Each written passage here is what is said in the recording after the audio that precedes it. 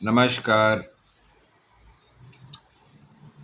देखिए आज जो है एक तो आपको सबको पता ही है कि ये जो है बीजेपी और ये जो इनके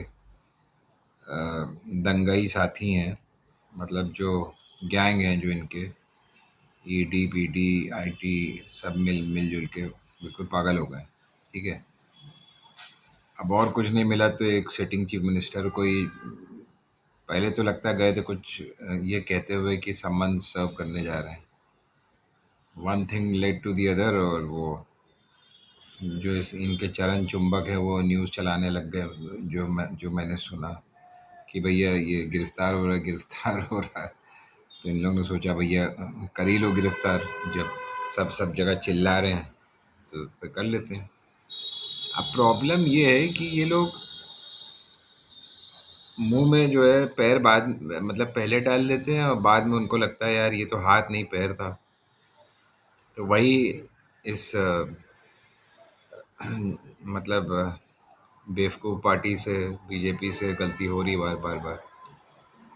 अब बताइए, इलेक्शन पहली बात तो ये है कि इलेक्शन कोड ऑफ कंडक्ट लगा हुआ है। अब इलेक्शन कौन कंडक्ट करवाता है? अब अगर मैं कहूँ इलेक्शन कमीशन तो आपको मेरे ख्याल से सही लगेगा, आंसर सही है, बट गलत आंसर ही है। अभी तो ऐसा लग रहा है जैसे कि कोई ये नरेंद्र मोदी या उसकी पार्टी इलेक्शन कंडक्ट करवा रही है।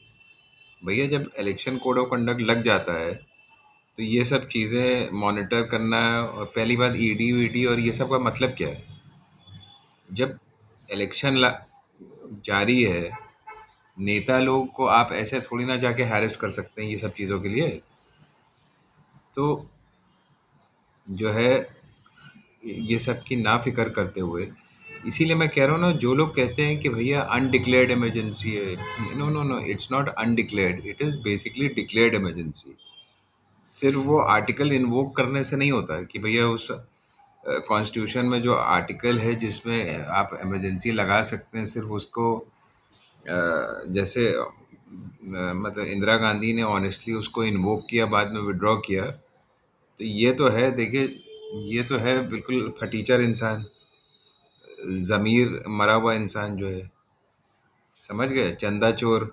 तो वो ये सब में जाना ही नहीं चाहता। वो कह रहा भैया डिक्लेयर्ड मतलब इमरजेंसी है, जो हम चाहेंगे करेंगे, जिसकी जेब में हाथ डाल लेंगे, जिसके पैंट में हाथ डाल लेंगे, मगर मतलब आप चू नहीं बोल सकते। तो मेरी समझ में नहीं आ रहा है कि जो लोग चू नहीं बोल रहे हैं उनको क्या मतलब, समझ में नहीं आ रही है कि भैया कि उनको मतलब अपनी पोजीशन का उनको ख्याल नहीं है। मैं बहुत से लोगों की बात कर रहा हूँ जो जिनको एक्ट करना चाहिए था कल जब ये अरेस्ट हुआ इंसान। और मैं इसलिए नहीं कह रहा हूँ क्योंकि देखिए ये सिटिंग चीफ मिनिस्टर है, या मतलब he could be of any party except BJP and allies of course. तो जब आप बेमतलब किसी को जाके अरेस्ट करते हैं,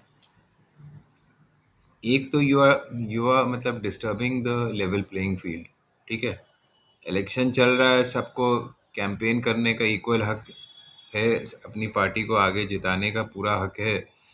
मगर ये जो है सीआर जो है अपना चंदा चोर, इसको लगता है कि भाई नहीं नहीं, हम सबको दबा दो, कांग्रेस पार्टी के अकाउंट सीज करवा दो, फलाने को वैसे दबा दो, और मतलब ऑपोजिशन लीडर्स को अरेस्ट करा दो एक एक करके। झारखंड में वो सोरेन को अरेस्ट कर दो, फलाने को इसको कर दो। और देखिए जो जो बचे हुए हैं, ये आप मान के चलिए कि ये जो हैं इसकी गोदी में बैठे हुए हैं। समझ गए आप? मतलब जो इंडिया अलायंस में होते हुए भी जो लोग बचे हुए हैं, आप मान के चलिए कि ये इसकी गोदी में बैठे हुए हैं। They have some kind of direct और indirect understanding with this hyena. समझ गए? मैं इसके लिए अब कोई शब्द मतलब कोई मर्यादापूर्ण शब्द तो इस्तेमाल कर ही नहीं सकता, क्योंकि ये इंसान जानवर है, एंड ये he needs to be referred as a जानवर। चंदा चोर की मैं बात कर रहा हूँ। समझ गए? क्योंकि मैं बहुत सहूलियत से वैसे तो नॉर्मली लोगों से बात करता हूँ, वैसे भी जब वीडियो वीडियो बनाता हूँ, मगर देखिए ऐसे लोगों के लिए मेरे मतलब please don't expect any decency from me. तो सवाल ये है कि जो लोग बिहाइंड द पर्दा एक्ट कर रहे हैं, समझ गए आप? तो उनके ऊपर भी नज़र रखनी बहुत ज़रूरी है। चलिए, वो तो समय बताएगा कि वो उनकी आत्मा किधर जाती है, अंतरात्मा। तो जो जैसा मैं कह रहा था, आप देखिए जैसे कांग्रेस के जो है उसको मतलब फाइनेंशियली क्रिपल करने की कोशिश कर रहे हैं। अब कांग्रेस की भी देखिए थोड़ी-सी यहाँ गलती है कि ये लोग अपने जो है ना, लगता है इनके पास कोई या तो ऐसा वर्किंग स्टाफ ढंग का नहीं है जो इनकी ये सब चीज़ें देखे। अब नॉर्मली एक पॉलिटिकल पार्टी एग्ज़ेम्प्ट होती है। अब कब किसी एक साल में कुछ आपको नोटिस आया, आपने ठीक से उसको रिस्पॉन्ड नहीं किया, या आपको जो टाइम दिया गया उसमें नहीं, आपने रिटर्न नहीं फाइल करी, या आपके कुछ कैश डोनेशंस आए उसको आप एक्सप्लेन नहीं कर पाए, तो इन्होंने आपका उस पर पेनल्टी लगा दी, या पता नहीं और क्या किया, मालूम नहीं मैं, क्योंकि I am not very familiar with this. मगर अगर आपका एग्जामेशन विड्रॉ हो जाता है, वो तो हो नहीं सकता वैसे, क्योंकि पॉलिटिकल पार्टी आप रजिस्टर्ड हैं कोई, मतलब डी मतलब डी रजिस्टर तो हुए नहीं। तो जो भी है, मतलब this should have been handled with tact at the lower level only. समझे? जो इनकम टैक्स प्रैक्टिशनर्स होते हैं ना, जो सीएस होते हैं, लॉयर्स होते हैं, जो इनकम टैक्स में रेगुलर प्रैक्टिस करते हैं, वही इसको हैंडल कर सकते थे। मगर अगर ऊपर से इनको मतलब ऑर्डर्स आए हुए हैं कि नहीं इनको हैरेस करना है, तो भैया ये ऐसे ऐसे केसेस आगे आगे बढ़ जाते हैं। मगर वहाँ तक मैं कह रहा हूँ, नौबत आने ही क्यों दिया? इसको पहले ही लेवल पे हैंडल कर लेते। अब तो खैर वो और बहाने ढूंढ रहे हैं। वो बताया जा रहा था कि कोई जो 148 इनकम टैक्स एक्ट में जो नोटिस है विच डील्स विद रीअसेसमेंट, उसमें एक नोटिस दिया हुआ है। तो वो भी एक उसका टाइम लिमिट होता है, जिसके बियॉन्ड अगर आप नोटिस नहीं दे सकते हैं, वो मतलब टाइम बार्ड होगा। तो ये सब इनको देखना पड़ेगा। और कायदे से तो फिर अगर कोई ऐसा नोटिस आया है तो उसका टाइम वाइम लेकर के जवाब आप दें, उसको प्रोलॉन्ग करें। ऑब्वियस सी बात है कि इतनी इतनी जल्दी तो उसमें कुछ होने वाला नहीं है। तो ये सब चीज़ें इनको देखनी पड़ेंगी ना। एक इनका नॉर्मल कोई मतलब सीए ऐसा करिए जो टैक्स की नॉलेज रखता हो, खासकर इनकम टैक्स की। क्योंकि अगर आप किसी धकेलू को रख लेंगे तो फिर वो यही सब होगा। तो बहरहाल जो भी है, अब जहाँ तक इनका अभी जो सीज्ड है या जो भी अकाउंट में प्रॉब्लम हो रही है, वो तो देखिए इनको जो मौके अवेलेबल हैं वो इनको अवेल करने चाहिए, या तो ट्राइब्यूनल से, या फिर जैसे इनको हाई कोर्ट का ऑर्डर चैलेंज करना है सुप्रीम कोर्ट में, वहाँ पे कुछ करें। क्योंकि देखिए नॉर्मली जो स्टे एप्लीकेशन, पहली बात तो देखिए जैसे जो जो डिफ़ॉल्ट के लिए इनके ऊपर वो लगा है कांग्रेस के ऊपर, उसमें 10,000 रुपये तक पेनल्टी है। अब 10,000 की पेनल्टी वो 200 करोड़ कैसे बन गई, ये तो भगवान जाने क्या इनके साथ हुआ क्या नहीं हुआ। या तो कुछ ऐसा असेसमेंट हो गया जो कि नहीं होना चाहिए था, and in spite of being exempt from tax इनको उस पर टैक्स देना पड़ गया। मालूम समझ में नहीं आ रही क्यों इतना डिमांड लगाया हुआ है। तो बहरहाल जो भी है, इनकी appeal at various levels pending है। ठीक है? चाहे जिस लेवल पे भी जो मेन मेन अपील है इनकी, अगर मेरिट्स पे अपील पेंडिंग है, तो जहाँ तक स्टे की बात है, नॉर्मली तो कोर्ट्स जो है वो स्टे कर देते हैं जब तक आपकी अपील पेंडिंग है, या वैसे भी कमिश्नर स्टे कर देता है या कोई और स्टे कर देता है। और जो स्टे होता है वो ये सब कंसिडरेशंस पे मेरिट्स के केस पे नहीं होता है, जैसा कि वो दिल्ली हाई कोर्ट के जज ने बोला है। क्योंकि मेरिट्स से स्टे का कोई लेना देना नहीं। मेरिट्स आपका केस चाहे कितना भी खराब हो, मगर अगर आप स्टे की एप्लीकेशन डालते हैं तो स्टे जनरली इन के ग्राउंड्स पैरामीटर्स अलग होते हैं। कि भाई वो देखते हैं कि आपकी फाइनेंशियल पोजीशन क्या है। बेसिकली ये भी देखते हैं कि रिलीफ आपको मिल जाएगी, कब तक मिल जाएगी, क्या होगा। और जनरली वो एक सेफगार्ड के लिए कि आपकी राइट ऑफ अपील जो है वो बेकार ना हो जाए, मतलब मतलब वो मतलब इनफ्रक्चुअस ना हो जाए, उसको सेफगार्ड करने के लिए वो कहते हैं अच्छा ठीक है, till the disposal of the appeal और the result of the appeal जो है आपका डिमांड स्टेट रहेगा। ठीक है? तो उसमें कोई कंडीशन वंडीशन खास लगाई नहीं जाती है। जनरली तो पूरा का पूरा स्टे कर देते हैं। कुछ अगर कंडीशन करनी भी हो तो ठीक है, 5% जमा कर दीजिए या कुछ कर दीजिए। हालाँकि ये सब भी होता नहीं है, क्योंकि अपील आपकी पेंडिंग है। तो ये सारी चीज़ें इनको एक्सप्लोर करनी चाहिए थी नीचे। और अभी भी देखिए, सवाल ये है कि इलेक्शन अनाउंस्ड है, again I come back to the same thing. बिना चंदे के या बिना अकाउंट्स के कोई पॉलिटिकल पार्टी मतलब लड़ नहीं सकती। तो आप उसके अकाउंट फ्रीज कर देंगे, उसके अकाउंट में विड्रॉ कर लेंगे, ये सब तो चाल है ना वो चंदा चोर की। तो इसलिए उनको इस ग्राउंड्स पे चैलेंज करना चाहिए। मेरिट्स पे भी ये लोग स्ट्रांग हैं, क्योंकि इसलिए स्ट्रांग हैं क्योंकि ये एक फ्रिवलेस मिस्टेक है, ठीक है। कोई ऐसा फेटल मिस्टेक नहीं है। अगर मान लो कुछ देर भी हो गई रिटर्न फाइल करने में, देखिए एंड एंड रिजल्ट देखना चाहिए। Political parties are exempt from tax, recognised political parties जिनको एग्जाम्पशन मिल चुका है। तो आप उनका मतलब, जब आप एंड रिजल्ट ये है कि आपका इनकम टैक्स हो ही नहीं सकता, तो ज़बरदस्ती का मतलब पेनल्टी और ये सब कैसे आप लगा करके, जो चीज़ आप इधर से बाएं कान से नहीं निकाल सकते वो आप दाहिने से निकाल रहे हो।